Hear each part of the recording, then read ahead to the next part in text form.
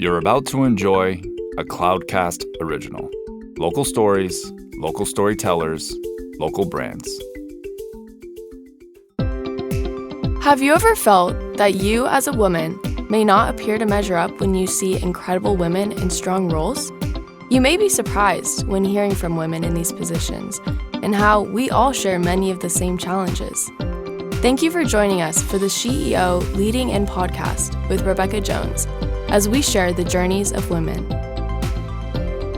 Hello, I'm Rebecca Jones, your host of SheEO. We are on an exploration together to discover more about the personal journeys of incredible women in both career and life. We all have paths to share that sometimes take incredible turns, deep resilience, and courage to navigate. My hopes are that the challenges shared here encourage women to take leaps of faith and growth when a journey feels too difficult or unachievable. There is great strength deep within each one of us. These stories are meant to share the ways strong women have taken their dreams to strive and thrive to new heights, despite their sometimes rocky paths, and found a way to lead in. Today, we are here with the amazing Maya Madsen with Maya's Cookies. Maya founded Maya's Cookies in 2015 and is America's #1 Black-owned gourmet vegan cookie company. As a vegan and sweet tooth, she had not been able to find the perfectly delicious soft-baked gourmet vegan cookies. So what does every woman do when she can't find what she wants? She figures out how to make it. So today, Maya, we would love to hear all about your wonderful journey. So I'm going to start with you sharing a fun short story about yourself that people may not know about you. Who is Maya as a young woman? I would be happy to. Thank you so much for having me, by the way. It's my pleasure to be here. And I would say a fun short story about me. I have always had an entrepreneurial spirit, even at a young age. And I can remember being 8 or 9 years old and selling Girl Scout cookies. And at our troop meeting, they said, you know, whoever sells the most boxes of cookies, you'll get a prize. I don't even remember what the prize was. This was in 1978. So there was no internet. There was no Facebook. There was none of that, no cell phones. So of course, being driven and being an entrepreneur, I wanted to win that prize. So I decided to get an old-fashioned Thomas Brothers maps. For those of you kids that don't know what it is, you can Google it. And I mapped out all the adjacent neighborhoods adjacent to mine. And I decided that I was going to focus on selling my Girl Scout cookies in those areas because I knew the rest of my Girl Scout troop would be canvassing our neighborhood. So after school, I would get on my bike and I would take my map and I would hop on my bike and get to those adjacent neighborhoods and sell my cookies. And sure enough, I was the #1 cookie seller that year. And I'm proud to say that was my earliest memory of thinking outside the box when it comes to sales. Well, that's amazing. I have to say, the one word that I would use to describe you might be cookie seller extraordinaire, but maybe you have a different word for yourself. What would you say is one word that really describes and captures who you are? I would have to say that word would be driven. I'm driven in every way, shape, and form. It's just in me. I love that. So you had told me a little bit about why you started Maya's Cookies. I would love for you to tell the listeners, because I think it's pretty interesting. And you started this just in 2015. And you have gone through amazing success. And you told me that during COVID, you've really exploded. But I would love to hear kind of what led you, sharing with our listeners, what led you to start Maya's Cookies? Because I think it's really unique, definitely. Sure. What led me to start Maya's Cookies is my sweet tooth. Being plant-based and in the fitness industry, I always focused on eating healthy, but on my cheat day, I wanted a plant-based, decadent, ooey gooey cookie, and I couldn't find one on the market, so I decided to create one myself. I modified a classic chocolate chip recipe, add a little flair to it, my own personal touch, and veganized it. And that's what drove me to create my first vegan cookie. What the turning point would be for turning this into a business is in 2015, I had 2 kids in college at the same time, and I was faced with those daunting tuition bills. And I was thinking of a way to bring in a little extra money. So I decided to start selling my cookies. I was known for them. Everyone loved them. So I said, okay, if people like them so much, let me see if I can sell them out of my home kitchen before I decided to turn it into an official business in 2015. So I would say my kids drove me and my sweet tooth. That's wonderful. So how do you, Maya, how do you measure success? I measure success by the happiness that our cookies create. And when I say that, I mean making people happy. Cookies cheer people up. Also, the success is measured by the health and happiness of the people around me that I love. They've helped me build this business, so I want to make sure that that they're healthy and happy. And I would say that's the main thing that I would use to measure success is the health and happiness of my loved ones. Aw. So how do you balance work and life? Because as women, we have this one side, we're more mothers usually. We usually are the ones that are taking care of the home. And then we also, have careers. Not all of us, but a lot of us do. And so what would you say are some of the strategies that have really helped you balance those two things? Well, that's a great question. And being a female entrepreneur, it is extremely challenging to balance work and life. I do make time for myself every morning by having time to reflect when I wake up and meditate, have a little green tea. I also firmly believe in exercise that really helps give clarity. And again, I come from an exercise background. I spent 30 years as a fitness instructor. So I know the value of exercise. So I make time to exercise, whether it's 10 minutes, 20 minutes, and, balancing family and work. It is difficult. I do listen to the cues from my family members. If they tell me I've been working too much or we need to have some time together, I listen to them. And I rely on them to give me those cues of when I'm overdoing it. And I've told that to them. I said, you guys, if I'm left to my own devices, I will work 24 hours a day. So I really need you guys to monitor what I'm doing. And when you see me going into an abyss of work overload, please pull me aside and just be honest with me and say, Mom, you're working too much, or Mom, let's spend some time together. And I ask the same of my husband. So I do rely on my family members to help me with that. It's a team effort. Well, that's great. And, one of the things that I think we've really figured out during the pandemic is it's so important to have that whole healthy mental part and physical part, and then also eating right. And I love that you are, when people think about vegan, they think, ew, that's just not very good. Oh, they're dry, they're this, they're that, so many different things. So I've tried your cookies, as I told you already. I bought some. I thought they were delicious. And, that's a trick in itself, making vegan taste good. But I think there is a lot of growth in that industry. Healthy eating, people are realizing, you're going to be more fit, more healthy if you're putting the right things into your body, because processed, refined food is not good for us. So anyway, I love that you're doing that. And, when I think about just as far as role models and all of that, what drove you to figure out how to even start experimenting in this platform of healthy, delicious cookies? I mean, what really drove you? I mean, I know it was your sweet tooth, but were there people that you looked to that you said, oh, I kind of like this about that person? Or was there something that really challenged you in that? I think that's a multi-part question. So let me break it down a little bit. I do have some role models and mentors that nudged me to pursue it. But I'm also, like I said earlier, very driven. So if I put my mind to something, I'm going to do it at 110%, not just 100%. And I'm never going to quit something that I start.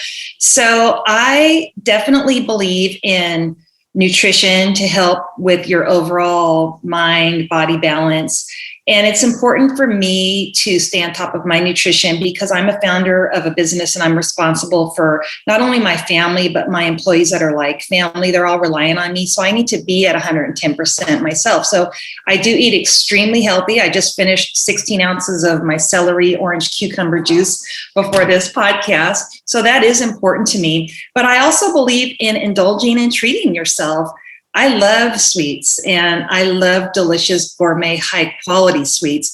So I saw that there weren't any at the time on the market. Every vegan cookie was dry, at least the ones that I found.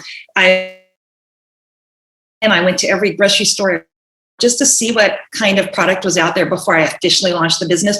And everything was dry, or it had weird, obscure ingredients and chia and flax replacements. And I said, how come there isn't just an old-fashioned, junky, funky cookie that's decadent and delicious and high quality and gives me vibes of my 1984 going to the mall and having a Mrs. Fields cookie at the Mrs. Fields kiosk. There just wasn't anything like that out there on the market for vegans.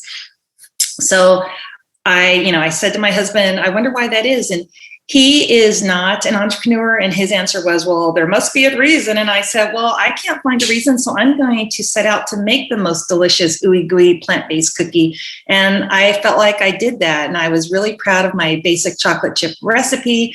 And friends and family loved them. So when it was time to consider turning this into a business, I really turned to one of my mentors, who was one of my personal training clients at the time. And she runs a large construction business.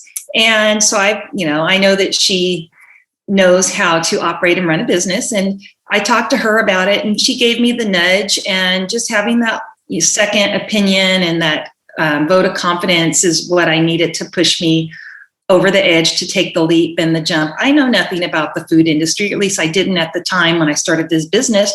But again, I'm a risk taker, I guess. I never really thought of myself as a risk taker. I thought of myself as more as a natural entrepreneur, which I guess risk taking and entrepreneurial spirit go together. And it was extremely daunting, but I'm not afraid of a challenge. And, I didn't get all the answers, and I had some overnight, and I had some bumps in the road when it came to starting this business and finding my path to success with this business. There were a lot of bumps, a lot of failures, a lot of mistakes, but I'm not afraid of those, because as long as you learn from them, it's worth it, and don't repeat it. So I guess that's my long-winded answer, multifaceted answer to your question. Well, you brought up something really interesting. So when you were talking about, kind of the journey and all of that, I think one of the things that really makes you unique is all of your really different mix-ins. I think that those, in my opinion, are what Maya's cookies are all about. And I love last month during the previous month, Black History Month, you actually came up with, you were kind of going back to your heritage, which I loved, but you came up with these really cool flavors. Could you talk about those? Because I thought the mix-ins were so unique. And I think that really kind of exemplifies who you are, and that is taking the risks, kind of back to what you were saying, but trying these great ideas that were so off the charts. I went, what is that going to taste like? There was one with Cracker Jacks mixed into it. Oh, yeah. I remember thinking, oh my gosh, that sounds very interesting. It was off the hook. It was so good. So could you talk a little bit about that, about your mix-ins and what kind of, inspires you to do that? Sure. Thank you for asking. And I'm so happy to hear that you enjoyed that Hank Aaron cookie with the peanuts and Cracker Jack. Where I get inspiration from. Number one, I'm a foodie, so I love good, delicious, high quality food. I've also always been the person who, if the option for whatever you're eating is the everything, for being a cookie or a salad or whatever, I'm always going to dive in and get the everything, whatever it is. So I love mixing flavors and creating new flavor profiles. And I love turning decadent classic desserts into a cookie. So with the Black History Month collection, basically I was inspired by Debbie Allen, who is one of my all-time favorite actresses, performers, directors. I've always admired her fierceness. She's Black girl magic in a nutshell. That's just, when I think of Black girl magic, her face appears in my little bubble above my head. And I had just recently watched her documentary, The Hot Chocolate Nutcracker, and I was inspired by that documentary, and I was inspired by her Debbie Allen Dance Academy. So I decided to make a hot chocolate nutcracker cookie, and it was basically a hot chocolate cookie with marshmallows, and we called it the Debbie Allen. Also, at the same time, Hank Aaron had passed away. So being the mother of 3 sons and a husband who played baseball, it's part of our life, baseball is. So I decided to create a cookie in his honor, and that was the Hank Aaron, and it is a brown sugar peanuts and Cracker Jack cookie. And I had to look up and make sure the Cracker Jacks were vegan, and lo and behold, they are. And the final cookie that I chose was the Amanda Gorman, because like everyone else in America, I was mesmerized by her speech and her poetry. And I decided to create a lemon raspberry cookie, and I was inspired by what she was wearing. She had on that beautiful lemon jacket and that red headband. So that's when I thought, oh, lemon and raspberry. So those are just examples of where I get my inspiration for cookies. Sometimes it's my travels. When my family went and traveled to the Pacific Northwest, I was inspired by the coffee scene, and that's how we came up with our espresso cookie. And when we traveled to the South, I was inspired by the pralines and the pecans, so I created our caramel pecan cookie. So travel, people, art, I never know when and where my inspiration is going to come from, but when it strikes, I just have to act on it. Well, what's interesting is I always tell young people, try things that are, a little bit tough for you, not dangerous, of course, but, outside of your comfort zone. I don't get that sense from you. I feel like you're comfortable in any situation. You know what? Just sitting here listening to you, I love the way that you take, and you might laugh when I say this, but you're taking art in life and you're translating it to a cookie, which seems impossible. But I have to say, I'm just listening to you. And when I go to the South, I was thinking about this. And when I go to the, and I'm thinking coffee, and just the way you take experiences and you knit them into a coffee seems incredibly talented to me. I have to say, I am blown away right now. Wow. Thank you. I appreciate hearing that. I guess I never looked at it that way. I always say that my love language is through food. That's how I show my love. So I guess it's an expression of me and my love. So thank you. That's a huge compliment. I think you should use it. I think you should definitely use it because it is who you are. It really is. So, talking about young women and some lessons that you've learned in life, I don't really want to say, have you ever failed? But, have there been something in life that you feel like, maybe that didn't work out perfectly, or maybe even like, creating a cookie that maybe wasn't the best one. And then you go, oh, I'm going to pivot and actually make that into something more amazing. So I'm just curious about, a lesson or something about, how you used something that didn't go as great as you had planned in your mind, because I feel like as an entrepreneur, that's one of the things that we do best is we come up with things, they don't work out, but we don't take it. We take it in stride. We don't take it as a loss. We take it as a lesson. And so maybe you want to share something along those lines with us. Sure. There are so many that my mind, as you were saying that, it was like a tornado in my head because being an entrepreneur and also going into a food business from a 30-year career in the fitness industry with no leadership in this food business, I made so many mistakes, lots of costly errors. I've been, socked to the left and socked to the right, and I just get back up, dust myself off, learn from it, move on. If I need to have a moment to cry, so be it. I'm going to cry. It's part, you need to, don't suppress your emotions. If something gets me down and I need to shed a tear here and there, I let it happen and then I learn from it, move on. And I'm telling you, each mistake has made me stronger, wiser, more grittier. I'm just, grit. You need that to be able to run a business, and you have to get out of your comfort zone in order to grow that resilience and that grit. It's something that you need to have life experience in order to be able to have that. So I can't think of any one. But I will say, in June of 2020, when we went from about 20 to 50 orders a week to 3,000 orders a week overnight. That's one time where I was unprepared for that. I didn't know what to expect. And I almost said, let's just turn our website off, because that's an easy way to go about handling that. And my mentor said, don't you dare turn off your website. You do whatever you have to take. If you have to bake for 24 hours and hire an army and get folding chairs and whatever, you need to figure it out and make it happen. And once she said that, I said, no, you're right. I can do this. It's not going to be easy, but I can do it. So I just needed that little nudge. And that's an example of a time where I could have given up and taken the easy road and refunded all those orders, because I didn't have thousands of pounds of flour on hand. I didn't have thousands of pounds of sugar. I didn't have the ingredients. I didn't have the packaging materials to be able to ship out 10,000 orders, because that's what I had in my queue, is 10,000 orders. And the orders weren't stopping. They were compounding daily. And I could have taken the easy road and said, okay, I only have 2 staff members. We're going to refund your order. Thank you for trying to support us.